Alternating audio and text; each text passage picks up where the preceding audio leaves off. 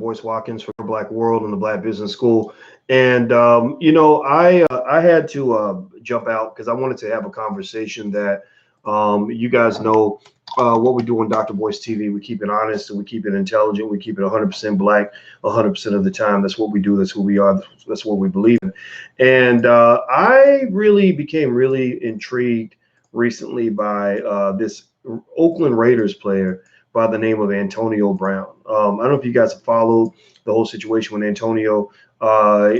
Give me a yes or no in the chat if you know who Antonio Brown is, or you have followed the whole situation with Antonio Brown. Give me a yes or no in the chat. Do you know? Let's ask that first simple question. Do you even know who Antonio Brown is? Do you know who he is? Yes or no? Okay. Darnell says yes. Raji, yes. Todd, AB's about to be buck broke. Yeah, you ain't lying about that. David Tomlinson, Watchman, The Glow, Twiggy, no. Twiggy says no. Okay. Ramona Blake, yes. Jimmy, Tony, Chris, yes, yes, yes, yes. I know who he is. Not sure what his situation is. Okay, Keisha and Carnell, I see you as well. Okay, so here's what I'm gonna do. On this.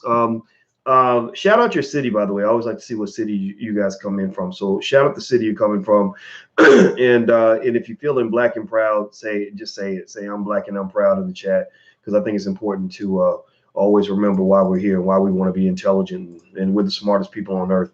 All right, so let me break it down for you. For those who are not completely aware, I'll give you a quick summary. Antonio Brown is a brother that's playing for the Oakland Raiders, who is incredibly talented. He's a damn good wide receiver. I looked at this dude's numbers. I haven't really watched the NFL a lot, especially since the Kaepernick boycott. But when I looked at his numbers, I said, okay, now I see why they putting up with this craziness, because this guy can play football. He's damn good at what he does, and he's really doing the damn thing. But the problem for Antonio Brown is that he just seems to be in the middle of shit all the time. Like there's always just some shit that he's in, and I couldn't understand it. I was like, what is going on? Like, why is he always in the middle of shit? Like, what's happening? What's going on? You got $30 million in guaranteed money to play football. Like you're getting millions of dollars to play, what some consider to be a game for children. But you get to do. You're lucky. You're one of the lucky sons of bitches that gets to do this at the age of 31. That's pretty cool, right? I mean, besides the whole brain damage thing, that nobody wants that. But the thing about it is that he's like just right in the middle of all this craziness. Like, first he's at the Steelers. I watch the Steelers a lot. I like the Steelers. I like tough, hard-nosed football teams. And, and he was having these issues with the Steelers. I was like, wait, he's got this black coach, Mike Tomlin. Mike Tomlin seems pretty cool. And why ain't it working out with Mike Tomlin? But so the Steelers traded. And I'm like, okay, well, maybe it happens. Maybe they just wore out their welcome. Maybe it just the love affair ended. And so he goes to the Oakland Raiders. And I remember just thinking to myself, saying, this is cool. He must be really good if people are still letting him play and paying him millions of dollars, even though he's doing this crazy shit. And so he gets to the Raiders, and he starts having weird issues with the Raiders. First, there's like this whole thing, like I froze my toe in a cryo chamber, and now I have frostbite. Then there's like something with the helmet. He's complaining about the helmet, and there's an issue with the helmet. Then, you hear stories about him not showing up to workouts and just doing these things that you don't expect somebody to do when they're making that kind of money. Like, you're just thinking like, okay, this dude, something ain't right. What's going on? Something ain't right. And I have a page full of notes on my thoughts on Antonio Brown. You cannot read it because I officially write in a language called Black Man Chicken Scratch. So you can't read it, but I can read it, and I'm gonna lay out some thoughts here. Now, first of all, before we begin, please hit the thumbs up button. If you haven't hit the thumbs up button, if you're on YouTube, everybody take 1 second on the count of 3, hit the thumbs up button. If you're on Facebook, please share to your page, because they have the deboosting algorithm. Radical black people on Facebook get shut down, and that's why there's only 30 of you in here, even though I have 80,000 people on my page, because they don't tell anybody. So I'd like for you guys to share it to your page, Karen and Savita and Corey, and also and Ronald and Queen and everybody on YouTube. Please hit the thumbs up button. So on the count of 3, 1, 2, 3. Everybody hit the thumbs up button. Thumbs up, share, thumbs up, share, thumbs up, share, thumbs up, share. Please do that. Also, those of you on Facebook, I'm going to have to shut down the Facebook very, very soon. So you can go to drboycetv.com. That's where my YouTube channel is. And you can check it out over there, drboycetv.com. All right. So just make sure you're black and intelligent. If you ain't black and intelligent, you should probably get the fuck out, because I'm probably going to want to offend you at some point, because we tell the truth here. Now, here's what I want to jump into. I had a couple of thoughts on Antonio Brown that the media really isn't discussing. I've seen a lot of my friends I have a lot of friends that work in places like ESPN and Fox Sports. Jason Whitlock, believe it or not, I don't agree with anything he says. He says a lot of stuff that I'm like, whoa, I can't believe he said that, but I like him as a person. Chris Broussard. There's a guy named he's Chris with Nick Wright. Nick Wright actually is a white guy on ESPN. He used to be my producer for my radio show down in Syracuse. And so I was really happy when I saw him on that show. And he deserves that job, because I remember how much he loved sports and how much he was into sports. But anyway, so I'm listening to everybody. I'm just consuming information, and I'm just observing. I'm just reading things. I watched AB's YouTube channel to get a sense of who he was. I picked up some things on the YouTube channel that kind of concerned me. I saw what, again, I'm not a therapist on this, so I can't make a diagnosis. But I saw what I wondered was a personality disorder. And money can do that. Money can make you crazy. Money can make you absolutely crazy. And money makes you a lot more of what you already are, right? So Antonio Brown, a guy who seems to kind of think he's the shit. He really thinks he's the shit. Now, here's the thing, right? To play NFL football at that level, you kind of have to believe you are the shit. You have to believe that you are, I'm the man. I can go out and I can run down the field, and a big, a super fast, defensive back can be chasing me down, and I'm going to jump up and I'm going to come down with the ball in front of, 100,000 fans, screaming fans, and millions of people watching on TV. Like, you really have to have an inflated sense of self to be able to go out there and do that, and just know you're gonna win every time. So that's what kind of happens, right, with some athletes, right? But he kind of has a little bit more in terms of kind of really seeming to behave like everything is about him all the time. And he also just basic things like talking about himself in the third person. Like, that's just don't do that. Like, that's not weird. Like, if I ever get on here talking about, well, this is what Boyce Watkins does, and Boyce Watkins does not do these things, and so Boyce Watkins is the guy that I talked to Boyce Watkins this morning, and he told me he's going to take a shower. Like that's not cool. You don't do that, right? That was one thing I saw was a potential personality disorder, which led me to think about NFL athletes in general. Y'all don't know this, or most people don't know this, but most NFL athletes have traumatic brain injury.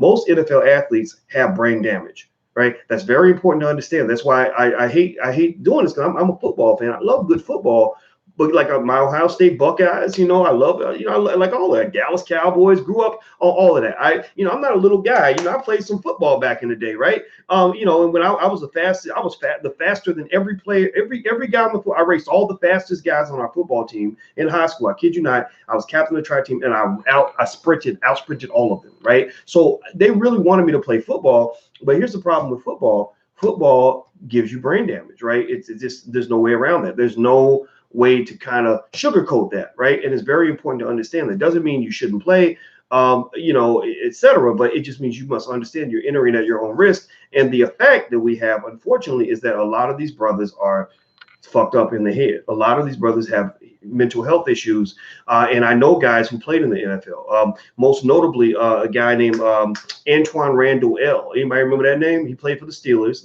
just like Antonio Brown. He won a Super Bowl or two, I believe, and he was an MVP and all these other things. Made millions of dollars. And he personally told me directly that he wished that he'd never played football. He personally told me directly about friends he had that can't even remember how to find their children's school. They go pick their kids up from school. Imagine you going to pick your 5-year-old up from school and you can't remember how to get home after you pick the child up. Like that's scary. That is a living nightmare. And a lot of guys are going through that. So when I thought about that, I didn't just think about personality disorder. I thought about the driver of that, which could be a traumatic brain injury. So we have to keep that in mind when you see players do things that don't make any sense, or a player gets in trouble for, when Ray Rice punched out his girlfriend, or his wife. I didn't like that at all. I thought that was bad. But two things that did come to mind, even though what he did was wrong, was one, he was drunk. Two, he probably had brain damage, right? And now does that excuse the behavior? No. Does that mean he's any less dangerous? No. But remember, we live in a world where a white woman that gets drunk and does something, sexual, whatever, she has no responsibility for her behavior. So if that's true for white females, it should be true for black men as well, to some extent. Not to the point that you let people off the hook, but you have to understand that this is what is happening, right? Now, here's the third thing. And people don't like this, but because it's politically incorrect, but I'm gonna bring it up anyway. I don't care. I really kept asking myself, where is his dad? Where is his father? Now, tell me this. Can anybody in the chat tell me anything about Antonio Brown's father, other than the fact that he was a great football player like his son? Because athletic ability is genetic, right? That's what I mean. Your dad is the greatest wide receiver for the Seattle Seahawks. Chances are the son's going to be a sprinter or an athlete, because it's genetic. I know this because I studied track and field. I was a track coach. If you ain't got the genes, then you only gonna go so fast. Because so tell me, does anybody know anything about his dad at all, other than the fact that his dad was listed as Eddie Brown? His dad was listed as the greatest arena football player in history, or something like that. What do you know about his dad? Is his dad in his ear? Is his dad? Is it like what it was with Michael Jordan and Tiger Woods, where his dad is right there saying, son, you got the 30, they gave you 30 million in guaranteed money. You might want to chill, right? Is his dad at the press conference with him saying, look, I talked to my son about this. We're figuring this out. Is his dad anywhere? Is his dad in the background? When Antonio's out, he's doing the apology tour. That's what it is, the Negro apology tour. You have to go on when you piss off Massa, because we know the NFL's a plantation. LeBron said this. Where is his dad? Can any of you tell me anything about his father? The fact that I'm looking at the chat and nobody has said a word about his dad tells me that there's a good chance that he's not being mentored properly by his father. Now, does this mean I'm blaming single mothers for all that ails the black community? No, I'm not. Stop that. Stop thinking that when we talk about the effects of fatherlessness, that we're somehow blaming mothers. Ain't nobody blaming you. If you're blaming you, then that's on you. Maybe you and your man had an issue, or maybe you made a choice that caused it to happen. But I ain't blaming you, because I don't know what happened in your relationship. So I'm not blaming you. So let's get off that whole, oh, you're blaming the single mother bandwagon. No, single mothers, some of the single mothers I know are heroes, but every single mother ain't no hero. Your single mothers will agree to that. I hope you'll testify to that. Every mama ain't a hero just because she had a baby, and every daddy ain't a hero just because he was a sperm donor. So let's just be clear about that, right? Oh, he references his grandmother a lot, right? Let me break this down for you. Please hit the thumbs up button. Hit the thumbs up button, share and subscribe button. Also, don't forget, we got the All Black National Convention coming up on September 27th in Houston, Texas. We talk about these issues, and we talk about them honestly, without the interference of liberal or conservative politics. So if you want to come out, if you want to come to all of our events, I'm coming to Louisville, Kentucky on the 14th. I'll be in Houston for the convention on the 27th, and we're doing a day-long investment seminar in New York in October. You can go to drboyceseminars.com if you'd like to learn details. It's drboyceseminars.com. I looked up the effects of fatherlessness on a magazine called Psychology Today. Now, why do I think this matters? Well, because LeBron brought this up. Well, not LeBron, I'm sorry. Jay-Z actually brought it up, and people tried to beat him up for it. But I actually said, I think he's got a point. Sometimes when you have a boy who grows up without a dad, there are going to be emotional issues. These emotional issues manifest themselves in a variety of ways. This is not just true for humans. It's true for every mammal that does not have a father. Did y'all know that? Even elephants that don't have a dad behave differently from other elephants. They typically do not like authority. They do not respond well to authority. But let me read more. The effects of fatherlessness. Diminished self-concept and compromised physical and emotional security. Children consistently report feeling abandoned when their fathers are not involved in their lives, struggling with their emotions and episodic bouts of self-loathing. Behavioral problems. Yes or no? Yes or no? Does Antonio Brown have any sort of behavioral issue? Does he get in line? Does he do what he needs to do, or is he kind of out of pocket? Fatherless children have more difficulties with social adjustment and are more likely to report problems with friendships and manifest behavior problems. Many develop a swaggering, intimidating persona in an attempt to disguise their underlying fears, resentments, anxieties, and unhappiness. So I'm walking around like I'm a thug nigga, right? I'm a gangster nigga, right? But really deep down, I have underlying fears, resentments, anxieties, and unhappiness because somehow I feel like I got a raw deal because all these other kids got a dad and I ain't got one. Ain't no man around telling me he's proud of me. There's no man around to guide me. I don't know what the hell I'm doing. People say act like a man. I don't know how to act like a man. All I know is what my favorite rapper does. Oh, well, he smokes weed and he gets high all the time and he likes to have sex with lots of women and that makes him a man. Okay, well, Antonio Brown, what, he got 5 kids with 3 different women? Okay, I'm a man because I got women. That's what makes me a man. You don't know. How many of y'all in here got a father? If you have a father, and if you don't have a father, I'm sorry. I don't want to hurt your feelings. I'm really not trying to do that. And I empathize because my biological father was not there for me when I was born. He was 15 years old when he got my mother pregnant. He was not around at any point that I remember in my life. I met him for the first time when I was 15 years old. So how many of you have a father, especially the men as well? How many of you have a dad or a male mentor? And how many of you, especially the men, how many of you have ever gone into a situation where you didn't know what to do and you said, okay, what would my dad do? Or what would my male mentor do?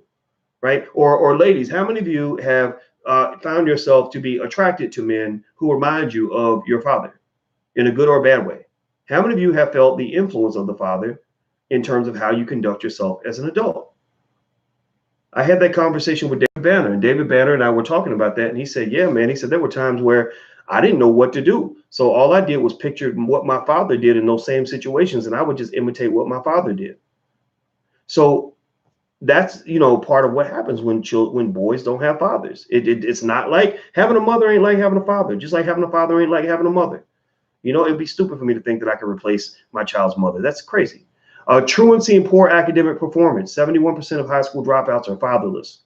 Fatherless children have more trouble academically, scoring poorly on tests of reading, mathematics, and thinking skills. Children from father-absent homes are more likely to play truant from school, more likely to be excluded from school, more likely to leave school at age 16, and less likely to attain academic and professional qualifications in adulthood. I already cut school just because I just didn't want to go because I hated it. My father was not a perfect man. The father who raised me, he was not a perfect man. A lot of feminists would have hated him. They probably would have told my mother she'd been better off to kick him out of the house and get rid of him. But let me tell you what would have happened if my father had left the house. If my father had left the house, a few things would have happened. One, I would not have listened to my mother that much. She would have been, it would just been like a bee buzzing in my ear, like you're nagging, whatever. I would have one day realized, wait a minute, I'm taller than her. I'm bigger than her. She can't really stop me. If I want to walk out the door, I can just walk out.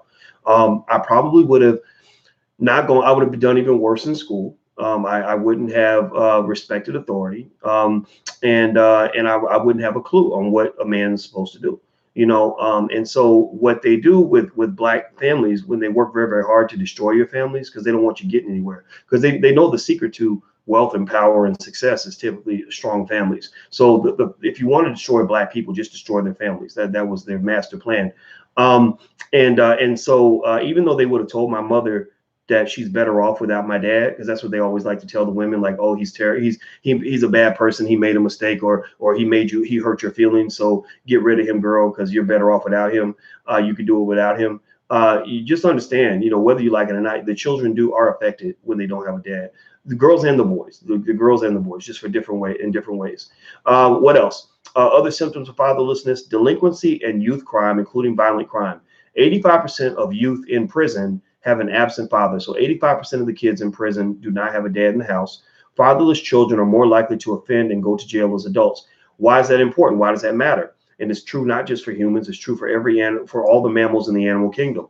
What a father does is a father is the one who tells you when you acting stupid. The mother can tell you, but it only sinks in so far. The father is the one who shows up and gets in your face like a football coach. That's why a lot of boys gravitate to football coaches as replacement fathers, because he dominates you physically and reminds you like what the fuck is wrong with you? Like, what are you doing? So if Antonio Brown had a dad, the reason I said, I can't find anything on Antonio's dad other than the fact he was a great football player.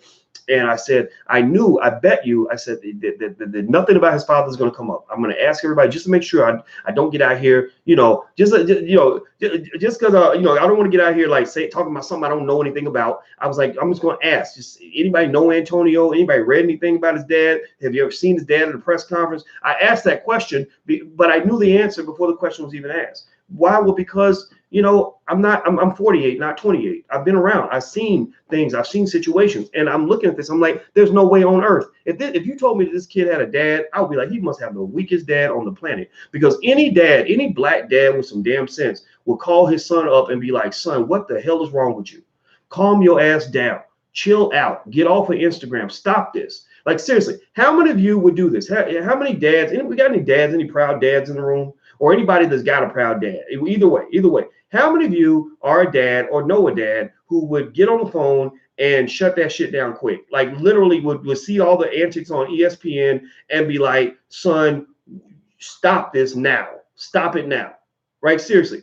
When I went on, one time I went on ESPN, actually, I was on a sports show, actually, called Quite Frankly with Stephen A. Smith. I don't know if you guys remember that show, but I was on the show and something was talked about. And my father did not like the way I represented my family. He did not like the fact that I agreed with one of the rappers who said something ignorant.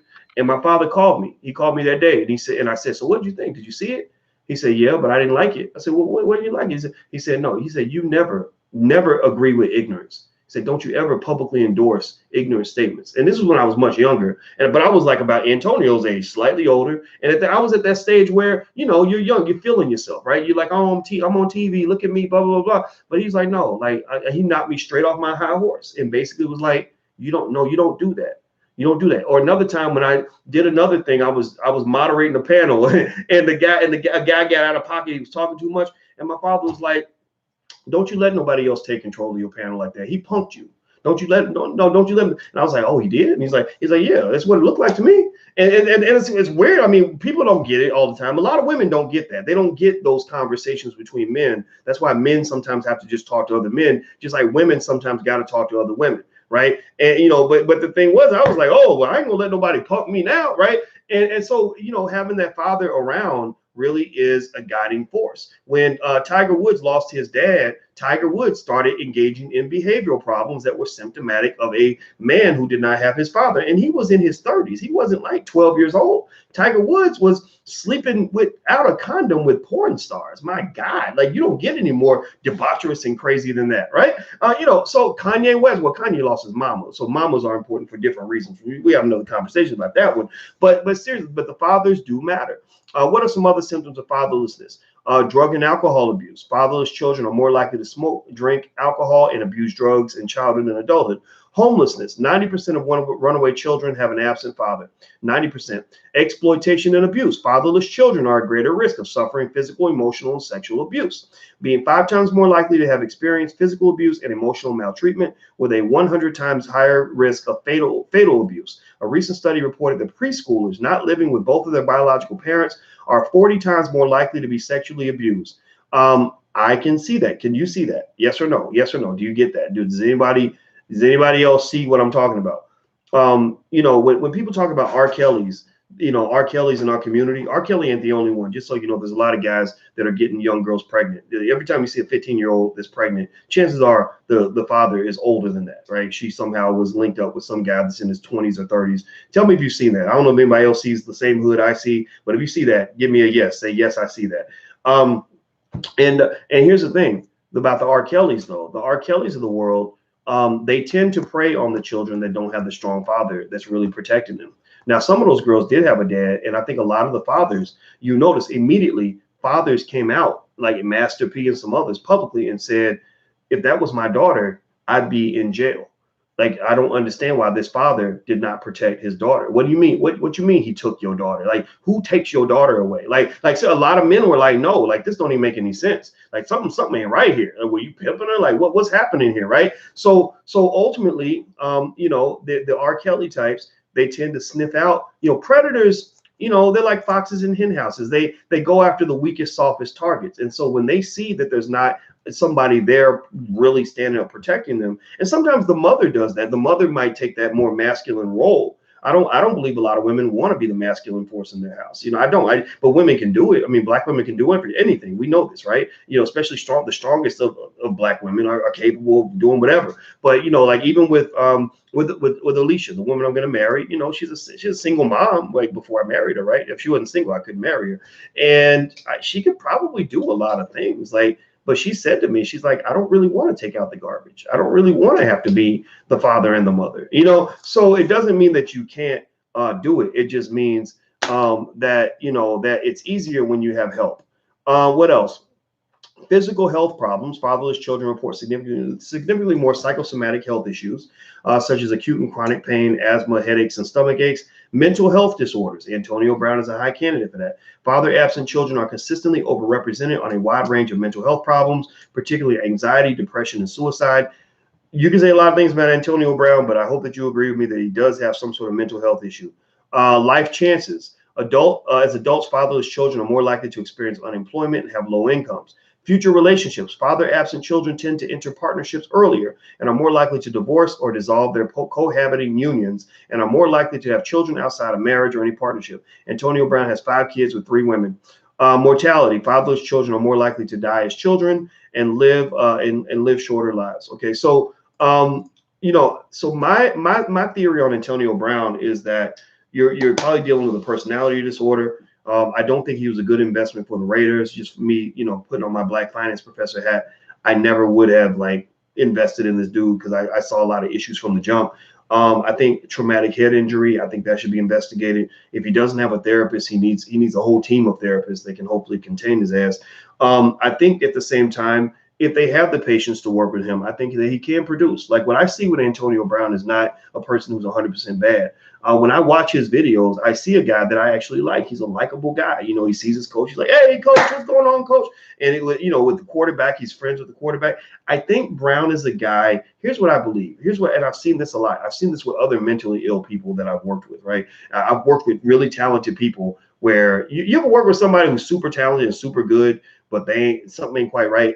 Like you're like, damn, like 95% of you is amazing, but it's that 5%. Once you get triggered, you go into this danger zone and you start saying things that you can't come back from. You start doing things that burn bridges. You start destroying relationships. You start behaving in a way that's almost like an animal, like a psychotic person. Like I've seen that. I have people that I work with like that, and you don't get it. Like, it bothers me. It makes me mad because you're like, damn, like if you could have just calmed the fuck down, like we could have accomplished so much. But they just go into this space where you trigger them and they go insane, and so I think Antonio might be in that category. He seems like a guy who is really great to spend time with 95% of the time, unless you trigger him. So if you're the quarterback and you don't give him enough touches on the ball, he's going to go off. He's going to do some things that might get him kicked off the team. If you're the team owner and Antonio's not happy about something that happened in practice, he might go punch somebody out. So I saw he made his big apology. That's what they do. They make Negroes apologize. That's it. NFL's a plantation.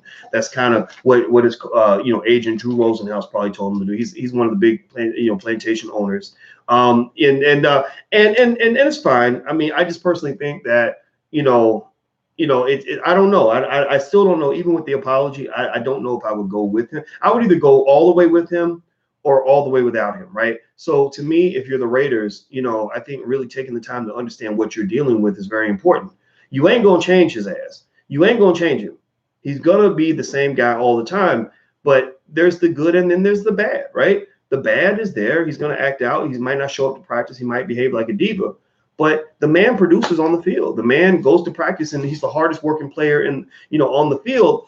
And so the question becomes, how committed are you to your plantation mentality? LeBron broke down in the shop how the NFL is a plantation type of atmosphere where they feel like they own the Negroes on the field. And so if you're committed to this idea, that this very basic old school idea, because remember, most of the people talking shit about Antonio on TV are like 45, 50, 60 years old, right? So older people who, were football fans in the 70s, 80s, and 90s are looking at this young generation and they're like, what the hell's wrong with these people? And Antonio is the extreme of the extreme millennials, right? He's not just even millennials will look at his behavior and be like, I don't act like that. But a millennial diva with a behavioral disorder who might have some brain damage as well, who just signed an insanely large contract, literally you gave him money and you made him even more of what he already was.